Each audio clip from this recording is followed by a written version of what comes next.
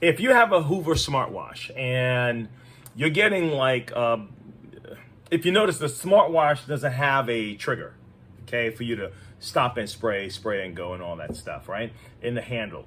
And if you're getting a signal in the bottom on the nozzle, that because you notice this is a wash and dry, and all you're getting is dry, like it blinks for a second for wash and then it goes to dry. If that's what's happening to you, we're going to explore that together. All right. At least give you an idea of what might be going on and what's a possible remedy. Okay. I'm not sure if the remedy that I have is going to solve the problem, but thanks for tuning in, and we'll get into it. All right.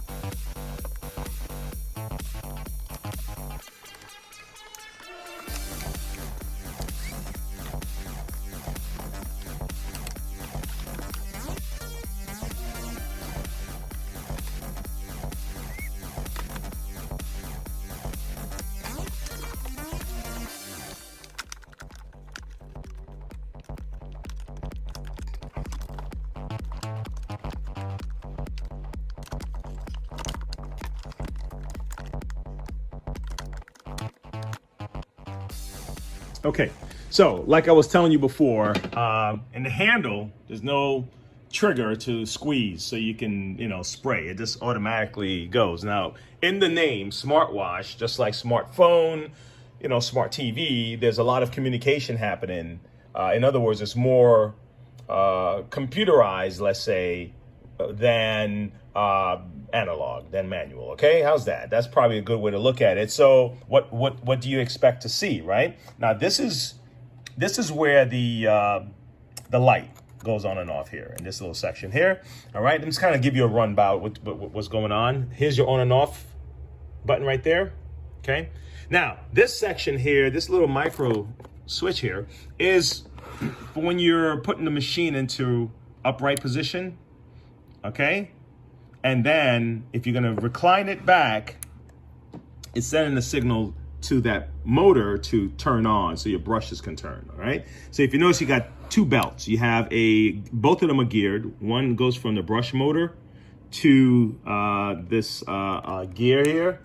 Okay, and then you have a longer belt that goes through this series here, so both of those brushes can turn together. All right, okay, and the brush will click in there. See that? And that's what you have set up. Now here's the other thing. Now you have a PC board over here.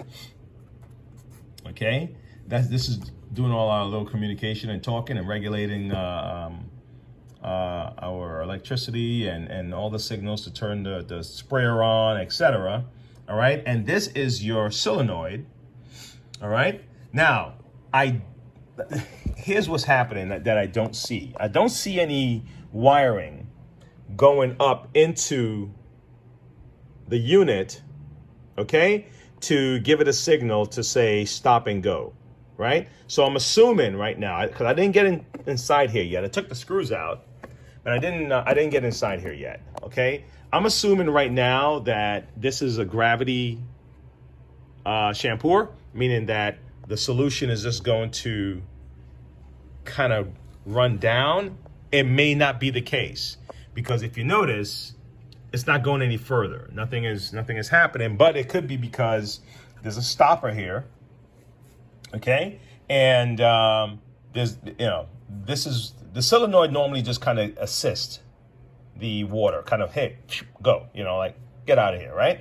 And But we're going to see, okay? Like I said, I haven't gotten too far, and we're kind of... Now, to take this off, I just took all the screws from underneath, and I'll probably put it back together on camera. This way you can kind of go in reverse, all right? And let's see what's happening, all right? So I'm going to set this back up on a stand so we can see me take this off. Now, this is what I'm going to attempt to do. If it is gravity, if this is a gravity system, meaning that the water is just going to flow down, if I take this off here, that water should be flowing out, okay? If it doesn't, then something is happening up top here. Got it? Or in here, right? You're right. So now, if it is gravity, okay, that means the water just flows on its own, okay? And the water now is not coming through this section. That means this solenoid is the problem. Fair enough? Now, you can use a multimeter and see if we have some kind of continuity here. But right now, I just kind of want to keep it as simple as possible for someone who's just handy and just want to take this thing apart and may not have one of those tools available, okay? So far, we have power. I did check. Turns on okay. The brushes are working. So this micro switch is working fine. Everything's so far eyeballing it is fine, all right? So let me set this up, remove this, and see what's happening, okay, guys? All right, guys. So I am going to remove the tank with the water on it. Let's just remove this for a second, and also with the solution. Okay.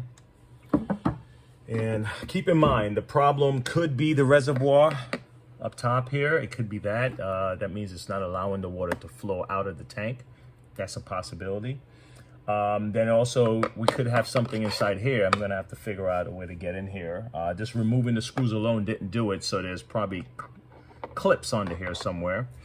So we'll see that. But right now, I'm going to remove this this tubing from here and see, and then put the water back on top and see if that helped me solve this problem, okay? So let's see how this is cradled in here. It looks like it's just... like we just have now. It's also unplugged, guys, by the way. Okay, let's keep that in mind. All right, so it's not secured too tight in here. Okay, all right. Look like we have a ground. We have two wires, lead wires. Okay, well, all right, let's do this. Okay, here we go. There's no clamps on this, so we should be able to just... Now, if you've had this for some time, I probably wouldn't just grab a set of tweezers and yank it, because then you can literally tear the tubing right here, okay? So what I recommend is just prying it off from the back where it connects to the to the solenoid, and then kind of slowly, oh, here you go. Now the water is flowing out. Take a look. It just spewed all over the place. Golly. Hold on, let me try to get something to catch it. I should, you know, you would have, you thought I would have figured that out already. All right, so I'm gonna put it in this. Okay, so all this extra water that was in there is spewing out. All right. Okay, so I'm gonna leave this little thing here. So this is what I'm going to attempt to do. Let me pause this video for a second. I'm going to get back and I'll have a different view of this, all right? Give me a second, guys.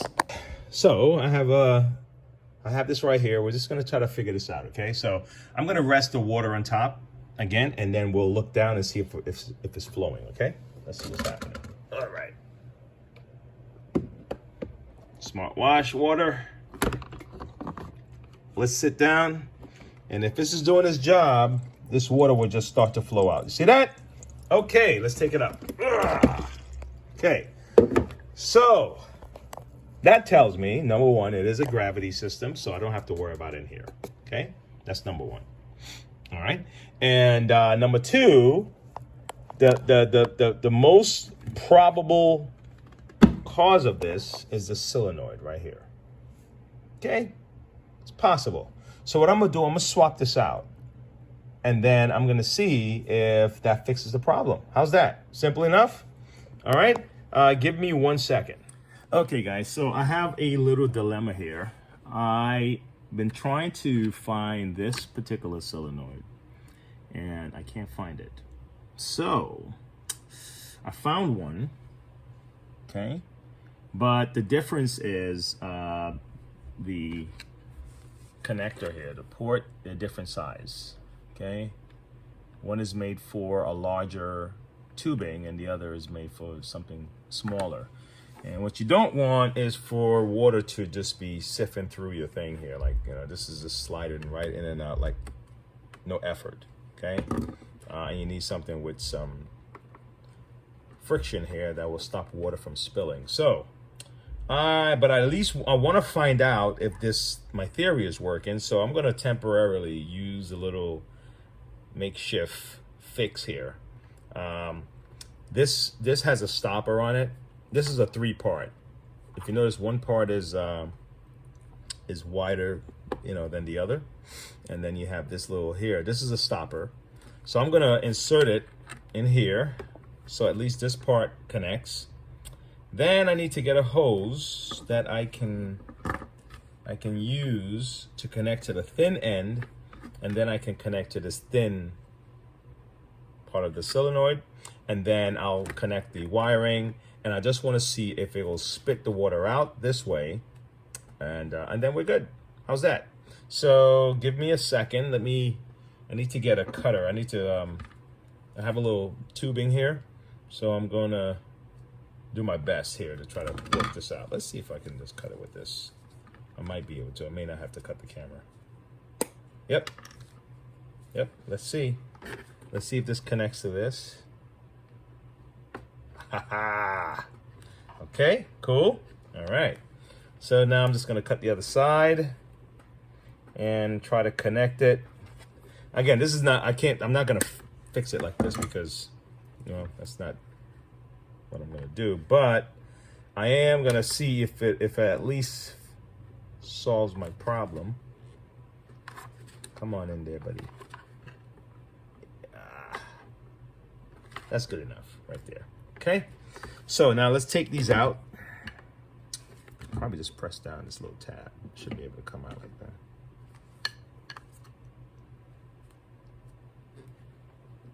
Oh, guess not. I'll just pop these down. Here's the first one. First one is here. Second one is here. Okay, so I'm moving that to the side.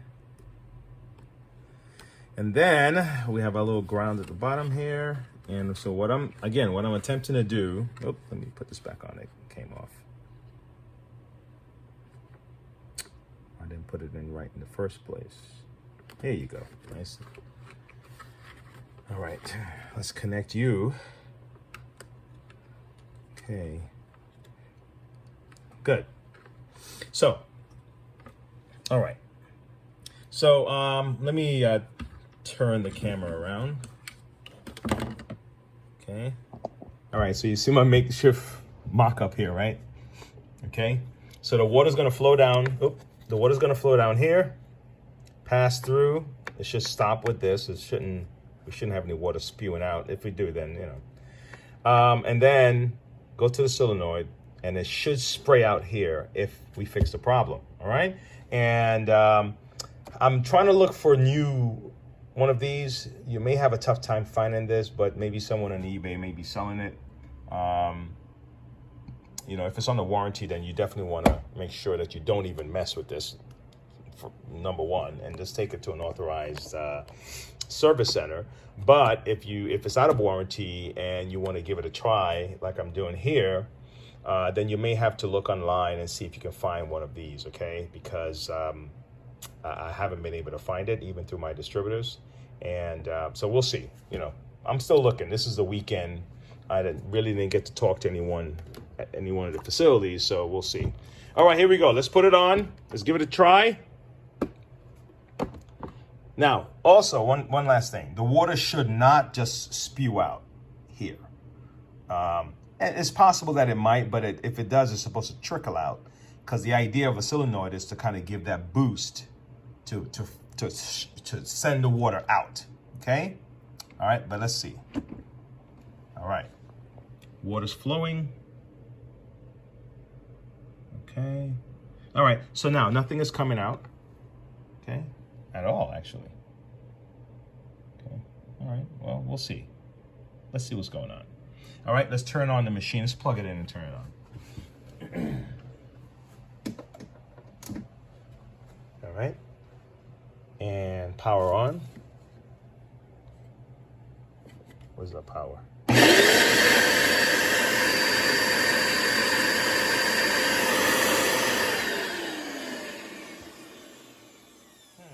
Interesting. Interesting. The water is not even flowing at all. Huh. Let me see something.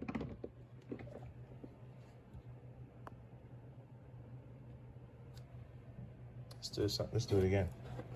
Turn.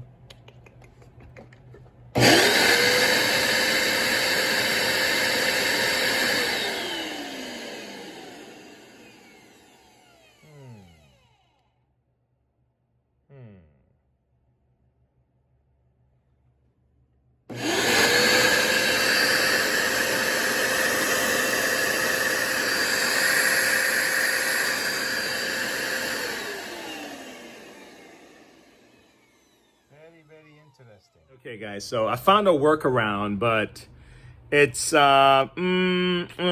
know, it's one of those things. Okay, let me show you what I did, and let me show you what I did here. Okay, all right. Okay, so the problem was our circuit board and the solenoid. All right. This is not doing its job. It's not sending the signal to this guy over here. Okay. And what I ended up doing, I got one of these little connectors here. See these? And I'm gonna tie this down with a clamp this down, and the water is just gonna flow through here. Let me show you what I'm talking about. If I put this water on, okay, the water is just gonna start flowing and dripping, dripping, dripping, dripping. All right, stop. Okay. So you can get these parts probably on, used on eBay and stuff like that. But unfortunately, what I'm not finding is brand new parts for sale. That's what I'm running into. Okay. So it's up to you, It's a very basic mechanism. What it is, if you want to use it like that, what you would do is just fill your solution in your tank, and then just the moment you rest it on the shampooer, you have to be ready to shampoo. You see what I'm saying? So the moment you want to shampoo, now when you're finished, take the tank off or use up all of the solution out of your tank, and then you could put it away in the closet or whatever, but don't leave any solution in the tank, because it will just spill out on the floor. And because what they did is, by eliminating the trigger, the machine is always in spray mode, okay? And they were leaving it up to the circuit board to tell it to spray and not spray, all right? And then there's also that when you can set it to dry mode or wet mode or something like that, and it's not doing that. All right. So if you're prepared for that, then yeah, that's a go around. All right. I think I bought these things on Amazon or something. These little connectors, because I run into these situations a lot where I need to connect two tubes, and that was great. They come in different sizes. All right. But anyway, guys, that's pretty much it. I wish I had a better solution for you, but I didn't. Not having the circuit board and not having the solenoid at hand, because even if let's say you use a multimeter, you could figure out you're pretty handy. You could figure out how to solve the circuit board issue, or you can replace one of the capacitors or resistors or whatever it is.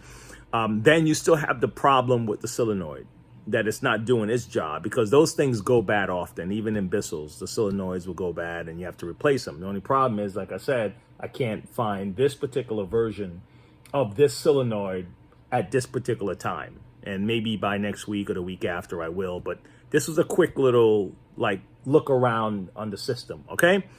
All right, guys, until next time, bye.